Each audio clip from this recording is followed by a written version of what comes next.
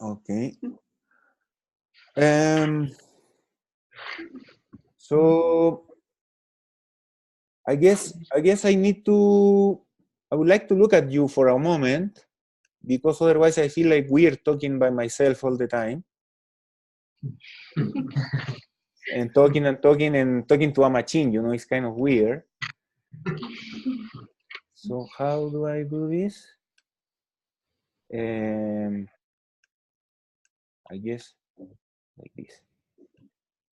For a moment. Do you have any questions now? I said I would leave the questions till the end, but now I changed my mind. I need a small break and to kind of interact with you.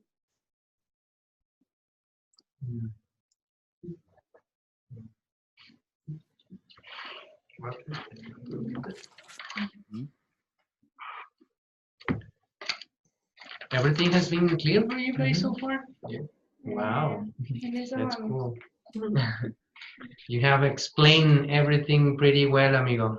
So no doubts, even though it's quite new. I'm impressed. I just have one.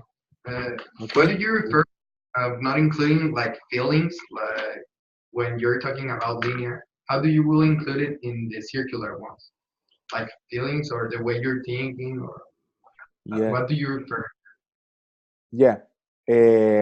For example, well, the best example is that I tell you how I feel right now, you know.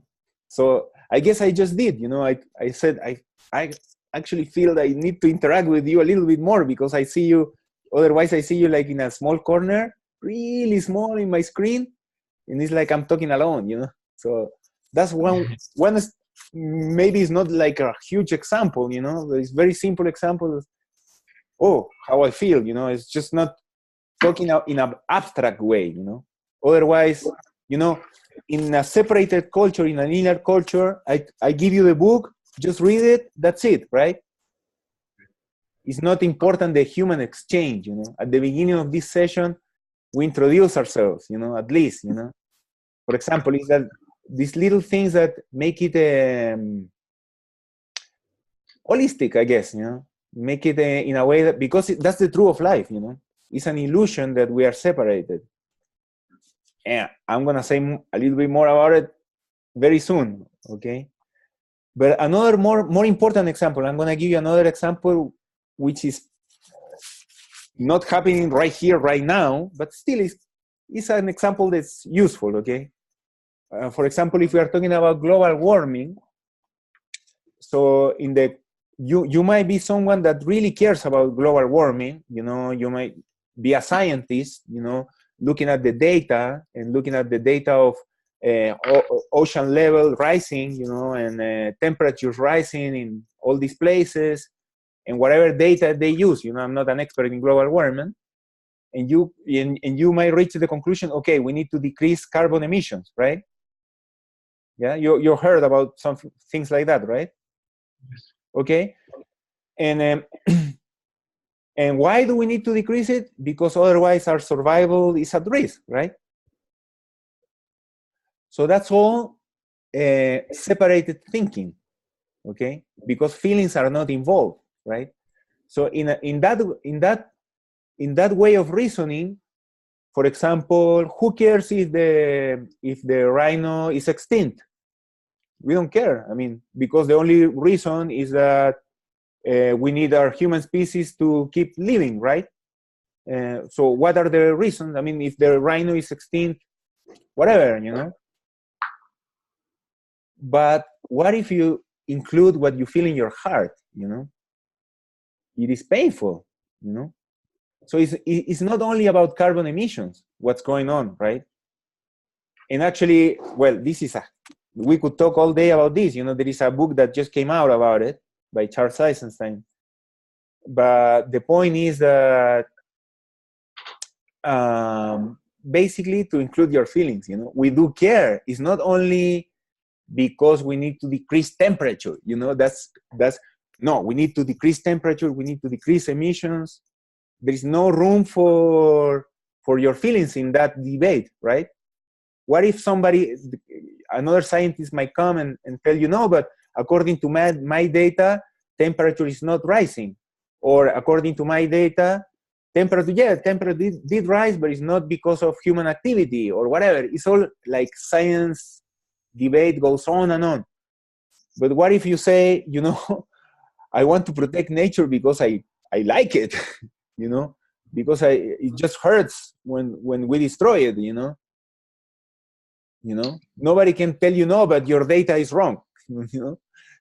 Of course, you have the right to feel the way you feel, you know. It's a different story if you start including our feelings, you know. And again, this is 1%, you know. Okay, let me go back to the presentation, okay? I just want to make a comment. Including feelings doesn't mean to become emotional. In the sense of course, we have to learn how to deal with our emotions and feelings in order to do not become emotional. That's how because by becoming emotional, you react instead of respond, you know? So it's different because it's not about, oh, then why? When you are struggling and having an issue, then you're going to start to cry, or, I mean, it's just giving a silly example. But that is like becoming emotional. No, yes, you can, I mean, it is important that feel your guts and follow your intuition, your heart, and your mind. That's why I was telling you, like, it has to be some sort of alliance. And this is the disconnection that we are talking about. Yeah.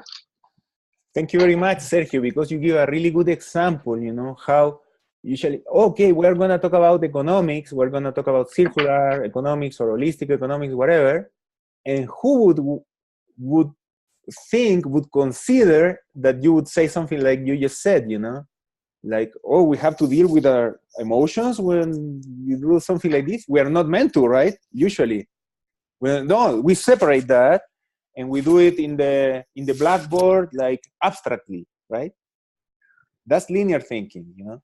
That's the way of looking at life separated, you know. We separate things, we do things one by one. But actually, there is a point where it's no longer possible to keep doing that, you know. And the solutions we desperately need, you know, urgently need, we won't find them if we keep looking in a separated way. Okay? Why? Because you cannot dismantle the master's house using the master's tools. So, yeah.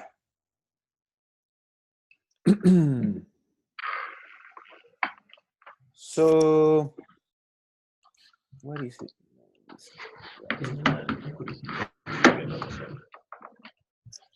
So, just briefly, okay? So, part of the separated culture, a key part is the paradigm of the separated being. So, who are we? Who are we really? You know, if you are, you know, you can say, you know, if you're an atheist, you can say, I'm just my mind, right? I'm a mind. Like Descartes said, right? Descartes said, I think, therefore I am, right? So that's fine, you know. If you that's your belief, you know. If you believe you are your mind, that's one way to look at it, okay? Another way to look at it, no, I'm my heart, you know. I am more than my mind. I have a heart, you know, or I have a soul. Some people, religious belief, you know, I have a soul, or I have a spirit, whatever, you know. I want to be universal about what I'm saying, you know. I'm including all these possibilities. But the separated culture is in all of them, you know. In what way? In the way that wherever I am, let's say I'm a spirit, let's say I'm a mind, I am encapsulated by my flesh, right? That's the paradigm of the separate being. So my being starts somewhere inside of me, inside my chest, inside my mind, inside my cells, wherever, but it ends where my skin ends, right? So it's like my body, my skin is like a capsule, okay? So I'm encapsulated by my body. Or someone might say I'm an ego, you know, I have ego, whatever, so I'm encapsulated ego, you know, or encapsulated mind, or encapsulated spirit, whatever. But just trying to give you a metaphor that is actually just a cultural belief. First of all, it's just a cultural belief that your being ends where your skin ends. Who gave you scientific data that that's true? You know, that your being ends where your skin ends. Okay, so that's just giving you something to think about.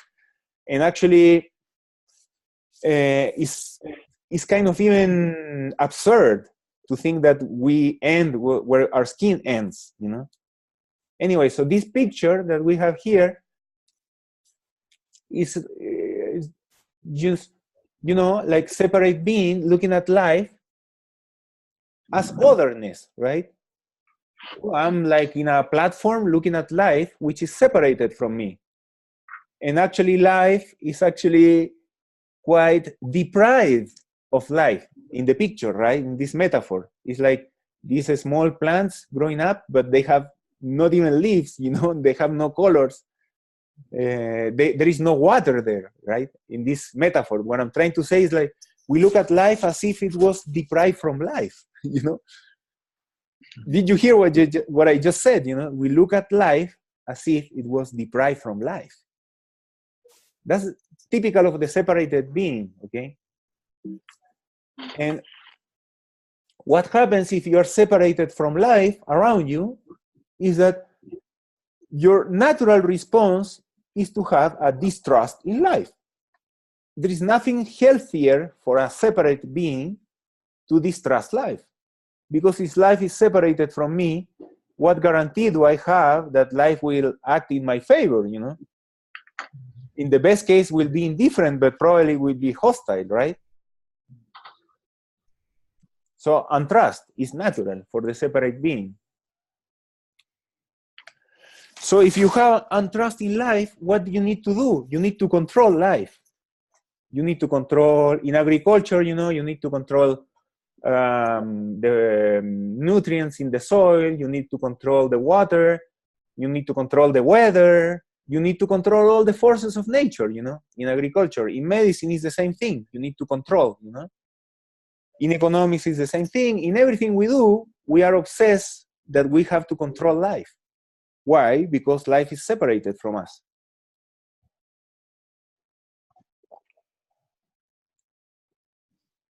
So if you are surrounded by otherness, you're always obsessed to discover what's the mechanisms. You know, you have these mechanisms supposedly out there, you know, by which you can control nature. You know, if you have the right tool, you will be able to move that piece of the mechanism into doing exactly what you want it to do, you know.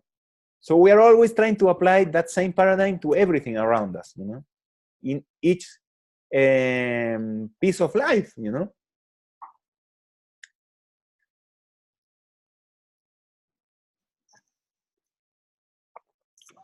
But for example, in physics, you guys are engineers, so you know very well Newtonian physics, right? Newtonian physics is the physics that basically regular world around us apply to, right? We have the gravity force, we have all these things that are, we kind of know how they work, right? But, you know, there is a point where they don't work anymore the same way, you know, where you go to higher and higher dimensions, you know, doesn't work the same. The same equations don't work anymore. And the same thing happens when you go to quantum physics, you know. If you go to quantum, I'm not an expert in quantum physics, but I know that in quantum physics, Newtonian equations don't work. That piece I know. So this mechanism that we are obsessed with don't go very far. That's what I'm saying, you know. But when we're obsessed with this mechanism, we believe that there is only one way to provoke change in the world, for example. And which is the way to provoke change in the world? By force, right? By force, by controlling things. But what about a whole new world of possibilities that we can discover when we trust, right? So if you are surrounded by otherness, I mean, if nature is a set of resources, of things, of cosas, then it's very natural that you extract from it. It's very natural for you to exert control over it. And we end up with landscapes like this, you know, where we see like a naked skin of the earth, you know. And naked skin of the earth sounds like, wow, that sounds like me, you know, like me being naked. I don't like being naked. So I'm talking about this not only because of data, you know, because we might have data of deforestation annually, you know, how much forests are deforested annually, you know. But that's not what I'm talking about. I'm talking about this hurts me, you know, when I see something like this. You know?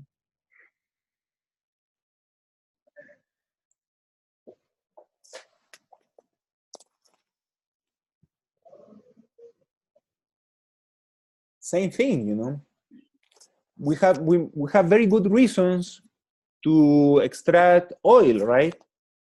Because we use it in our cars, you know, and so on. So it's not about reasons. But this picture is so ugly that it's even beautiful, you know.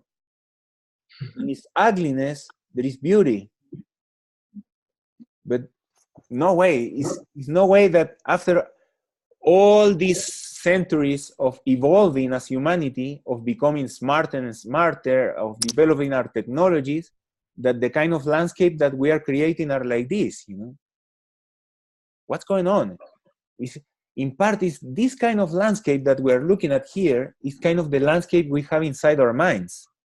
So we're kind of recreating what we have in our minds, in our landscapes out there. So this is an example of a highly industrialized landscape. Very complex, right? And by the way, there are certain things in this landscape that are circular, right? Yet, this is a completely linear system, right? Even though there is a lot of circularity also. All those chimneys, all those pipes, the pipes are circular, you know? So it's not like a linear system don't have circularities. It does. But the point is that it doesn't matter how complex you make it, this is still a binary system, right? You can describe, you are engineers, you know what binary is, right? So you could describe this system by a highly complex system of binary variables, right? You can describe everything single detail of this, right? And because we have this way of thinking inside our minds, that's the landscape we create outside, you know?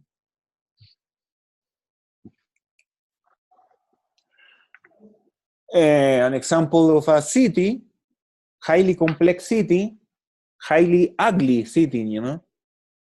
Very, I'm very unwilling to live in a city like that, you know? It's like a highly complex system of pixels, right? It's just pixels, you know? But where this is life deprived from life in a way. We look at life deprived from life, and this is what we generate, cities like this. Sometimes, you know, not every city. I mean, of course, there are beauty in cities too, okay? I'm not saying there isn't. And at the end of this linear system, we have situations like this, you know? What we are left with garbage, we are left with pigs, you know? And pollution. And why do I show you this? Because I could be showing you other pictures. I mean, I'm showing you the pictures I care about, you know? Because there are other pictures out there, you know? There are pictures of beauty also, you know? But why do I care when my brother, my friend Sergio calls me to do this lecture? I care about doing this lecture because of this, you know? I care about this, you know? It's not just data that we're talking about. And I care about the rhino, you know. And this picture is of the, and I want to honor him, you know. Is the last male white rhino of the north that died in March 2018, a few months ago. And now guess how many white rhinos are left? Only two. Only 2 white rhinos are left as of today, and the 2 of them are females. So they are very soon to become extinct, most likely.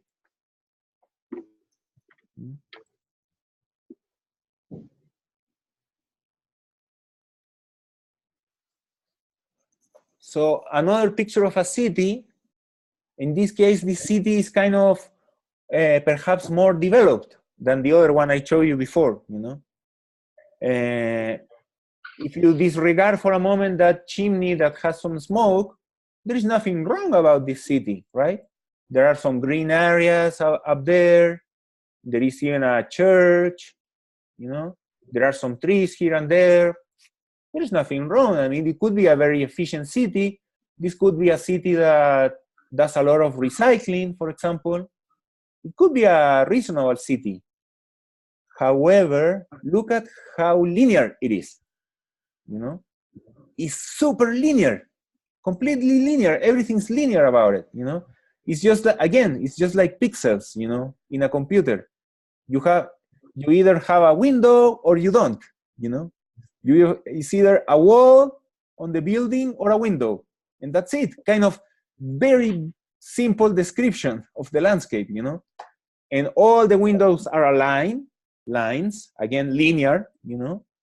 So I'm trying to tell you how this linear way of thinking reproduces itself out there in everything we do, even beyond our consciousness, you know, even beyond our awareness, what we are aware of. It's something happening all the time, you know? So you might start in a very small apartment, like the buildings that are way back, you know, and then you go ahead in life, you get your degree and you do better and you get a better job and you go to a better building, you know, slightly bigger, and now you have a small terrace where you can have some plants maybe. And then you keep doing well, you do a lot of effort, work a lot, you know, and then you go to a condo that is slightly better quality of life, you know. There is all the time everything inside a line, you know, and all the time like deprived of something deeper, you know, something deeper that we are missing. We can call it connection, we can call it uniqueness. Something deeper about life, you know. Life can't be just about this, right? Again, you know, agricultural system made up of lines, you know, all lines, you know. There's something really good about lines, you know, because it makes things very efficient, you know. You can extract better, right? And if all the plants are the same and they grow equally the same, even better, you know, from the efficiency point of view. And then when you go harvest, you can have a highly mechanized system that will take advantage of the linearity, and they go all at the same speed, super efficiently, everything flat, everything linear, right? And while I'm saying this, I also acknowledge that there is something good about it, okay? I'm not saying that efficiency is bad. I'm not separating between good and bad, you know? Actually, efficiency is good. I'm not against efficiency. But how long can we keep going that way? You know, that's the question. And about our schools, you know, gladly the room you're in right now is not the same as this one, you know, but usually our schoolrooms, our classrooms are super linear also, you know. Again, like part of the same culture, you know. And then you have this satellite picture. And again, I want to emphasize how our binary thinking, linear thinking, becomes the landscape. You know, how what we have inside our minds becomes the landscape. You know, just like pixels in a computer, right? Do we have grass or not? You know, do we have corn or not? Do you have wheat or not? That's it. A very objective way of looking at life, you know. Is, to put it in Spanish, is un paisaje que está completamente cosificado, ¿no? Solamente tiene cosas, objetos.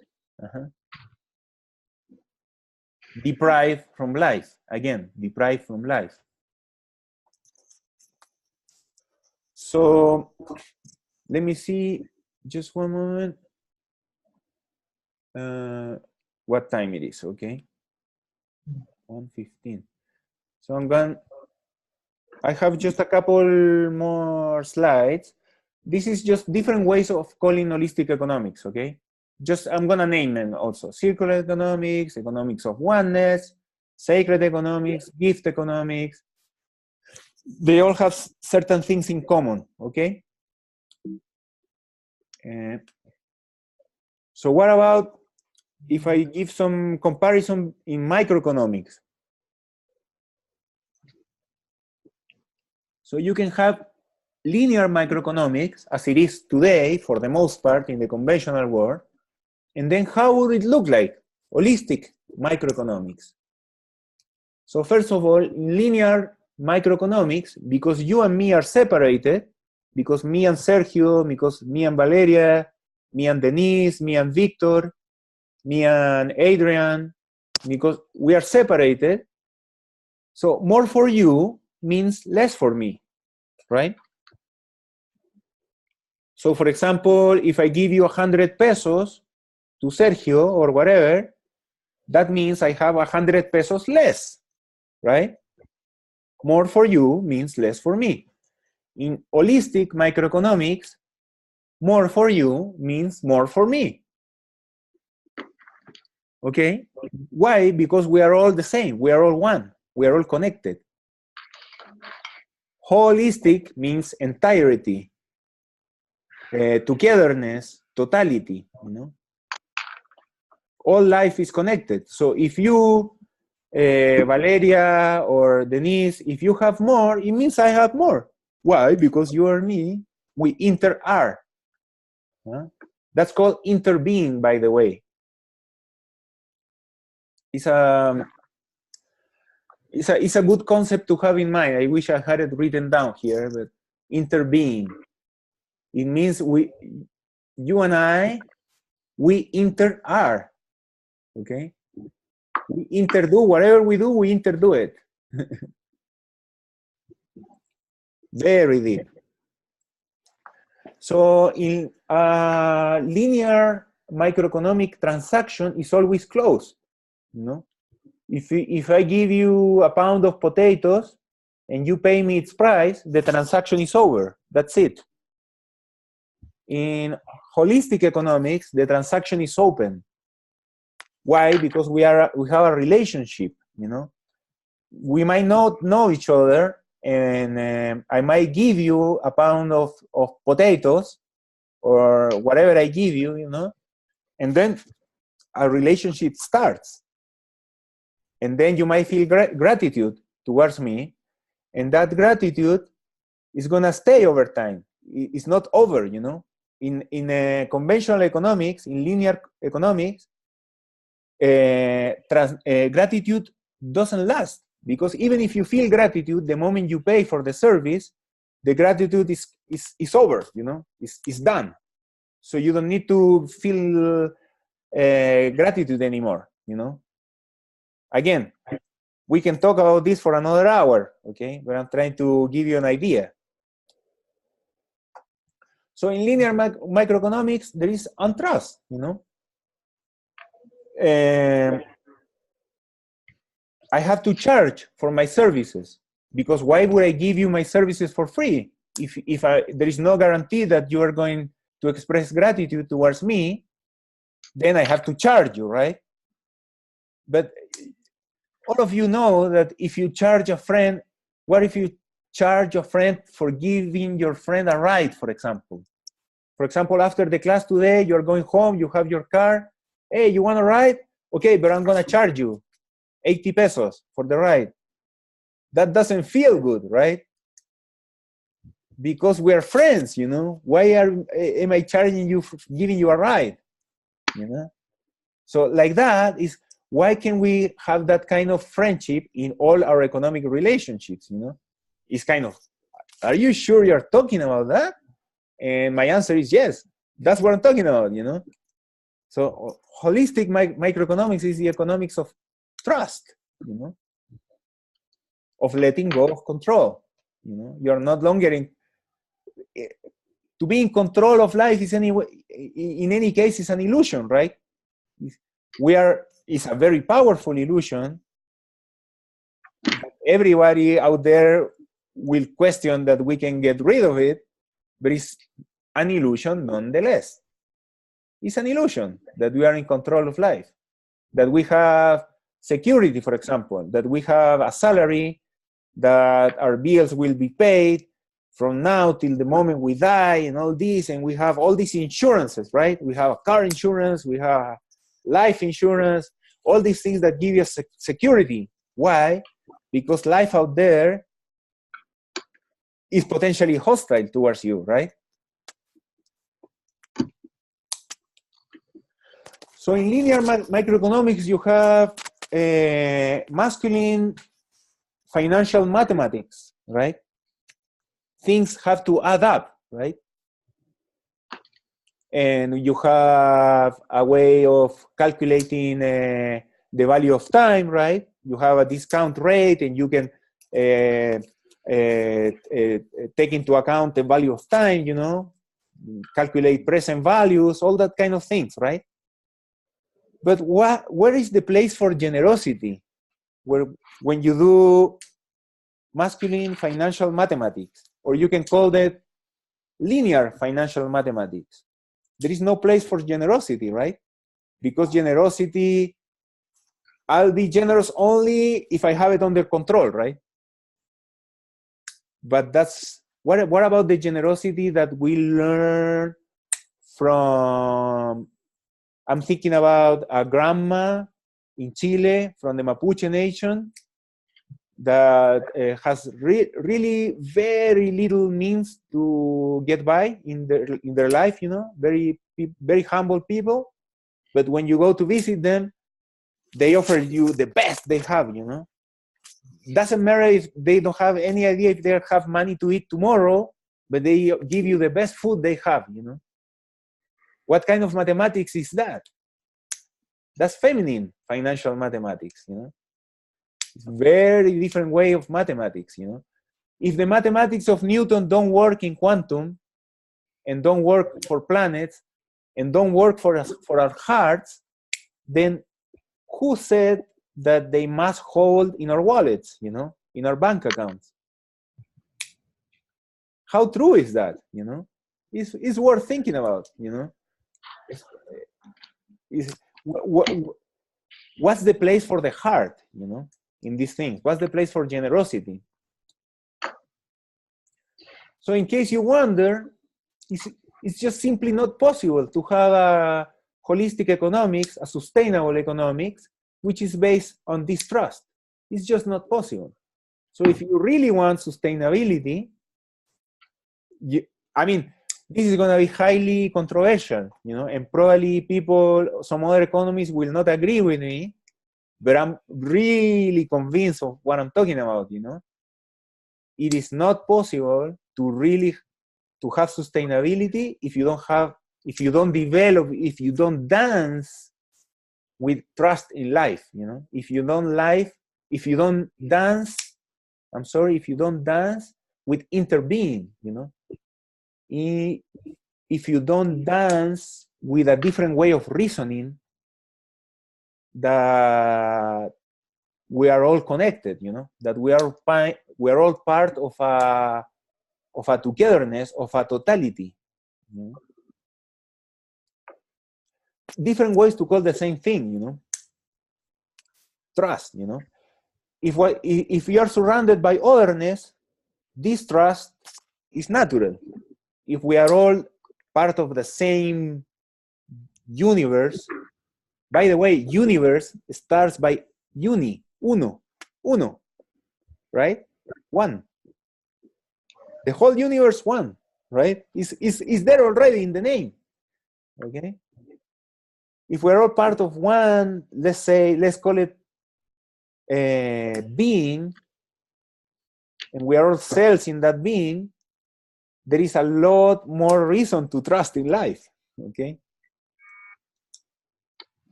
Just like it is not possible to have an abstract love, a logical love. If you want to have a sustainable economy,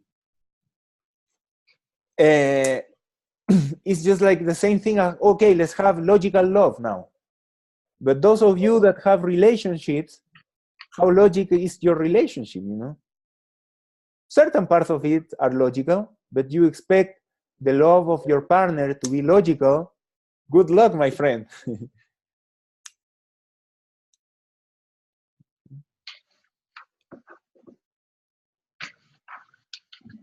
So if you start by separated conception of life, then naturally you have distrust in life. If you distrust in life, the most natural thing you can do is accumulate, right? An agriculturer, a farmer, if he is separated from nature, is separated from life, then he better accumulate, grains for next year, right? Nothing wrong with that, but that's where accumulation starts, starts on distrust. And then competition, why would you tell people, hey, you guys stop competing against each other? Why would they stop competing if they don't trust in life? The only deep way in which people will stop competing against each other if they had trust in life. And the same kind of story can be said about greed, about selfishness. All these things are really symptoms of separation. There's nothing wrong in someone being greedy or someone being selfish. The only thing that's wrong about someone like that is like they are suffering the consequences of separation, of being separated from life. That's why someone is selfish. That's why someone is greedy, because they're separated from life.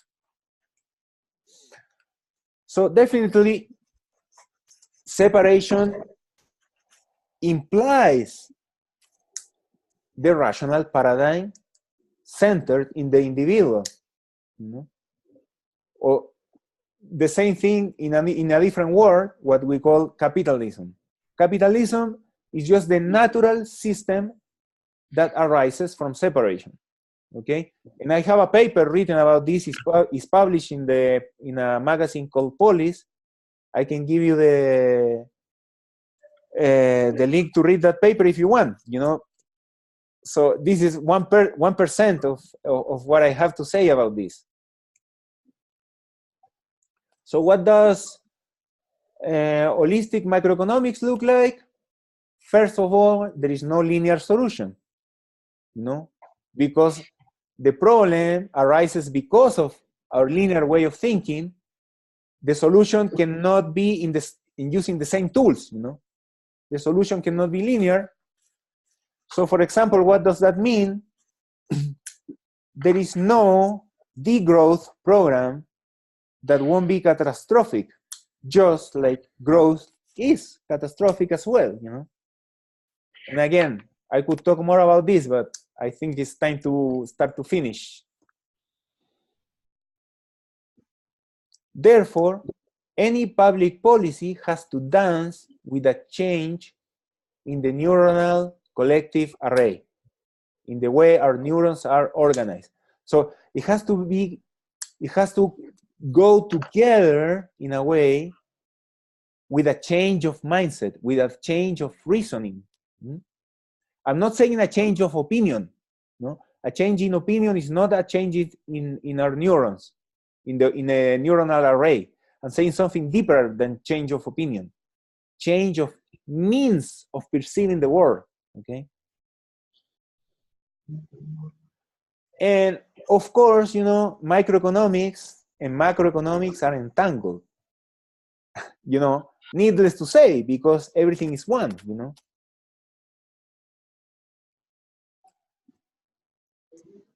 So just to finish, you know, conceive the inconceivable. Within the separated culture, everything I'm saying is inconceivable.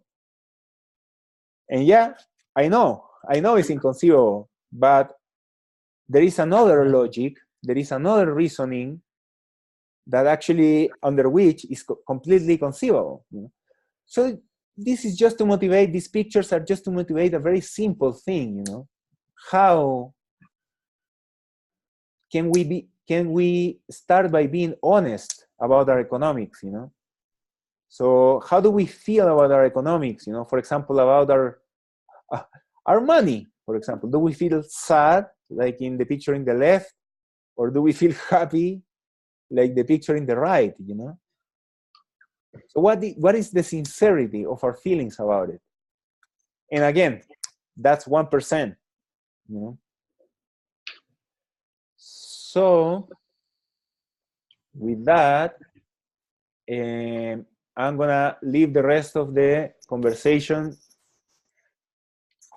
back to you. Okay. So let's see if you have any comments or questions, or if you want me to go back to any of the slides, or if you want me to go deeper about any of these subjects.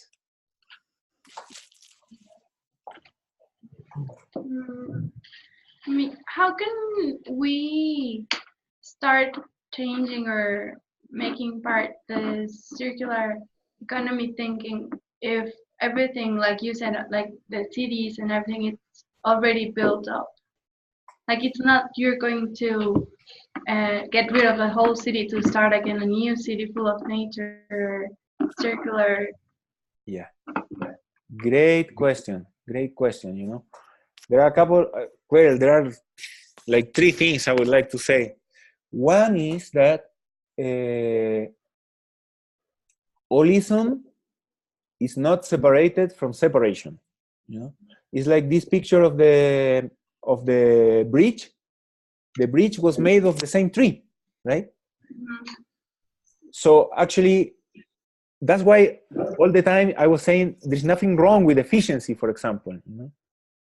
At the same time that we kind of want something different in our heart, right? There is nothing wrong with our car. There is nothing wrong with the computer. All these things, wonderful things that are the result of linear reasoning, right? So the moment you say that, you are already in that bridge, right? And that bridge is one with everything. It's one with separation as well. It's one with the cities the way they are. It's one with the streets, the cars, you know, the street lights. All these linear things are there all the time. You know, for example, in the roof of your classroom, I can see it in my camera, right? I see all these squares, right? Lines. You see them? Right above you. It's okay, you know. There is a moment that sincerely you are okay with that. Nothing wrong with it. And at the same time, you are loyal to your feeling that you don't want that pig and that garbage, you know. It's like in holistic thinking, actually, you can have contradictions. That for linear logic, linear logic don't allow contradictions, right? Holistic reasoning allows contradictions because they are there anyways. You know, contradictions are part of the universe all the time. Why? Because the universe is not linear. Go ask Einstein, for example. You know, these people knew that there are contradictions in reality out there. You know, as like someone I really admire, Bayo Akomolafe, a Nigerian person. You know, he has a really powerful sentence. He says, "The universe is too promiscuous to abide to any one notion of itself." The universe is too promiscuous to abide to any one notion of itself.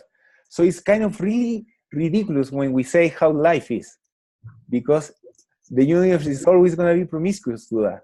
We cannot control it. We cannot say, this is the way the universe is, this is how life is. So that's one thing to say, and another thing to say that is really, really important is that you, Denise, right? Mm-hmm. You have a heart, you have a soul, you have a call in your soul. You have something that is beyond your thoughts. It has to do with your thoughts too. It has to do with your feelings. It has to do with something that has always called you to do something, something that you really care about, something that you're really passionate about, something that usually is really difficult to put into words, usually. But for one reason or the other, for that's why you're taking classes like this, maybe because you really care about the environment, you really care. It's not only because of data that you care about the environment. That's what I'm saying, It's not just data, you really care, So that's what I call the call of your soul. And we're talking about something really that requires respect, right? Or you can say something sacred, the call of your soul, something sacred. So it's something that you do because you really care. So in other words, you are alive for a reason.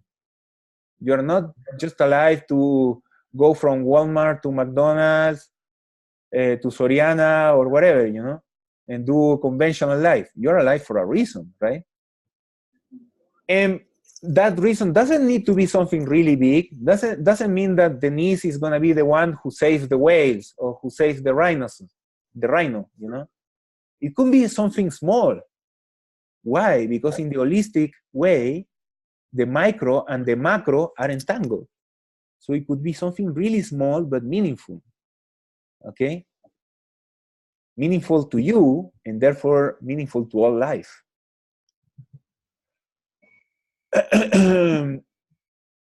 So, for example, if we are talking about the recycling program, just to say an example, you would care about it not only because the data of how many tons of garbage you transform into recyclable materials. That will be only data. But also there will be another impact of it. There will be like certain transformation in people, a certain transformation in beauty, right? Certain beauty that will change, something else going on. It's not just the physical that is out there to be seen. There is something else going on. And that's where the beauty lies, what really matters, it's not the amount, it's not the magnitude, it's not the measurable. So yeah, because and when you walk on that path that I'm kind of describing, you start to do things more out of passion and love and less out of aggressiveness towards others. For example, go and blame all the people that are producing garbage, which is legitimate too, if you need to express that, if that's sincere to you, some people need to do that, But if you keep going on this bridge, the holistic bridge, you start to do things because makes your soul smile, not because you are against someone who is guilty, but because you like it, And when you start doing that, you kind of, in a way, feel okay that there is garbage, in a way, just like you are okay that there are cars producing pollution. You kind of reach this contradiction that you are okay with it, and at the same time you want to do something so that something changes, In other words, there is this sentence, accept everything as it is so that it can change. Just many ways to to keep going, you know. Anyone else?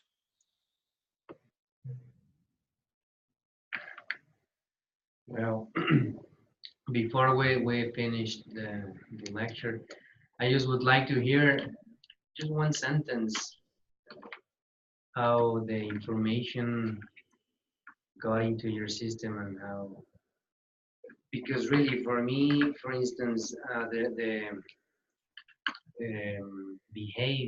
behavior I can see or reaction I can see, I'm not expecting that it should be the same, but for instance, with these other students in San Luis Potosi was different, and I'm just curious. I just want to, yeah, to hear something about.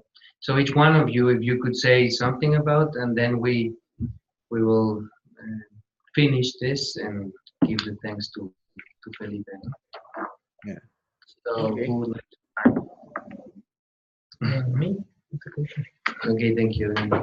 Yeah, I would say like I really like the concept of holistic that economy because it's like taking everything that nothing is apart. Even as you said, the bad or the good, even everything is like linked, and we should see like that everything, all the cities, the economy, all the science also should be like seen like just one thing. Yeah, so we can like link everything and we can improve our present with that, I think. Thank you. Thank you. I will have one word. What I got in this presentation is the trust in people. That if you have more, I will have more. So that's the concept I got. That we need to interact each other and to trust each other, so we can get more. Everyone. Thank you. Beautiful. Well, for me, it was a sentence that really makes me think a lot, and was like, you cannot have a circular system if your way of thinking is linear.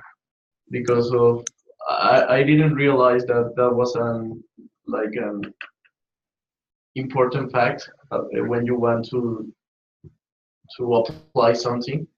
So that sentence makes me think a lot about different process or different things that I need to check in order to apply again or apply in a better solution. Awesome. Awesome. I'm very happy to hear that.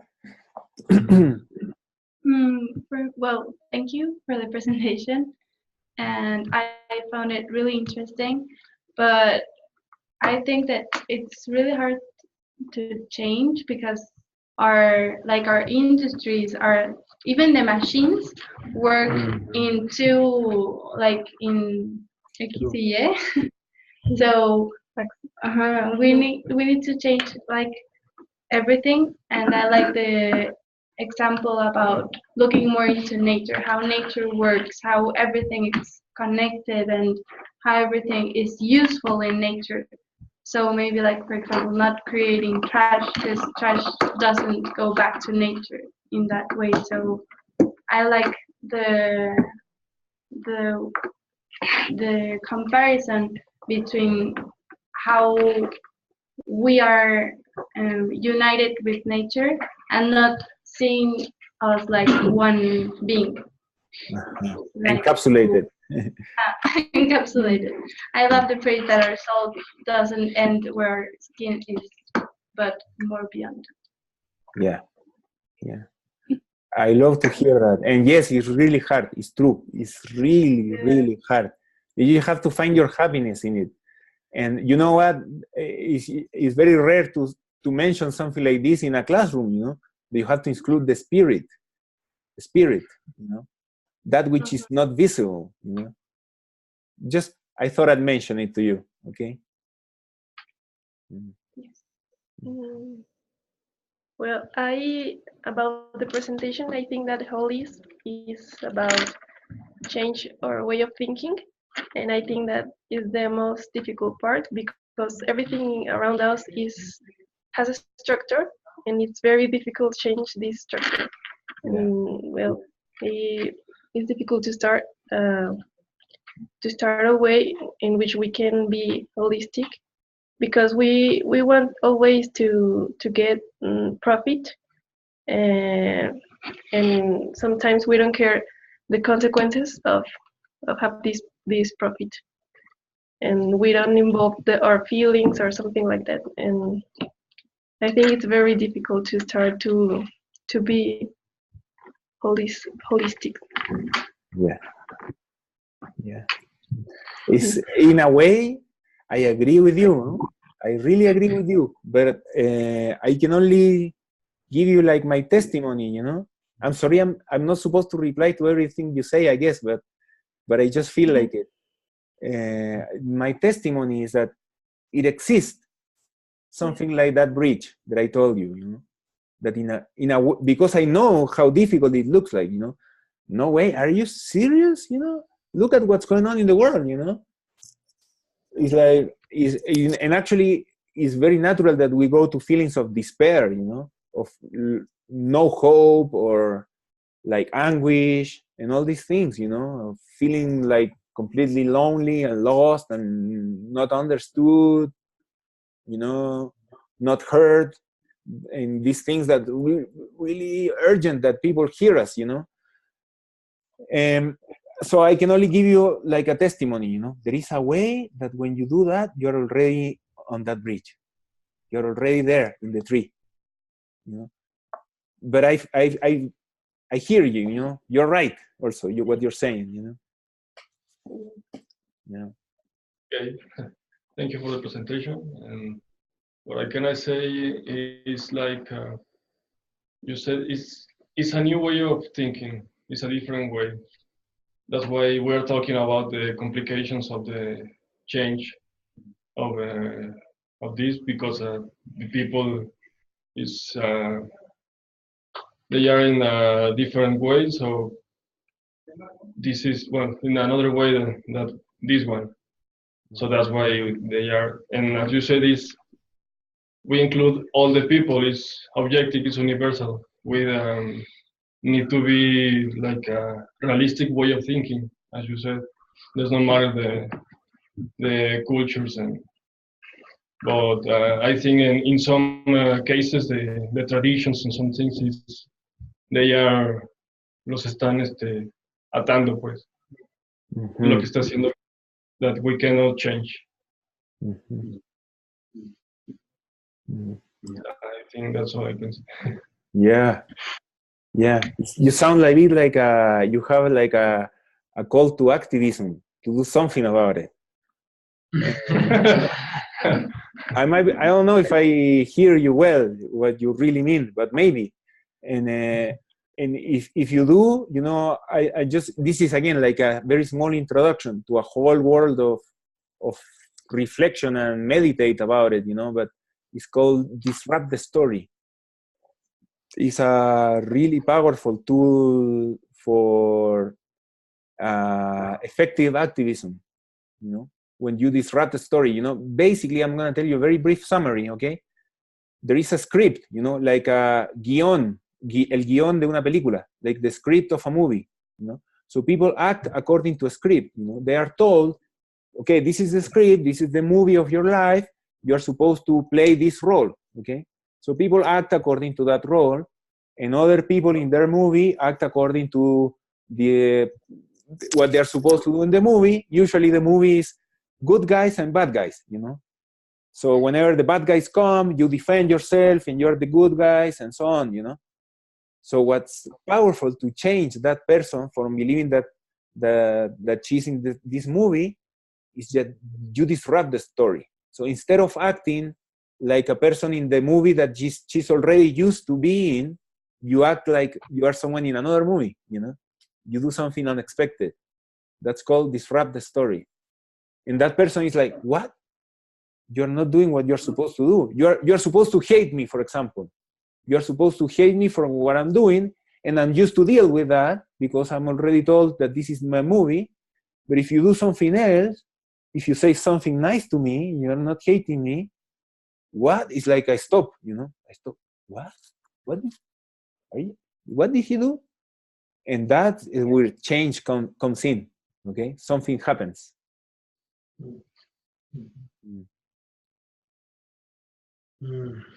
Wow. No, thank you very much, Mm-hmm. Felipe, for your time and knowledge and wisdom shared with us.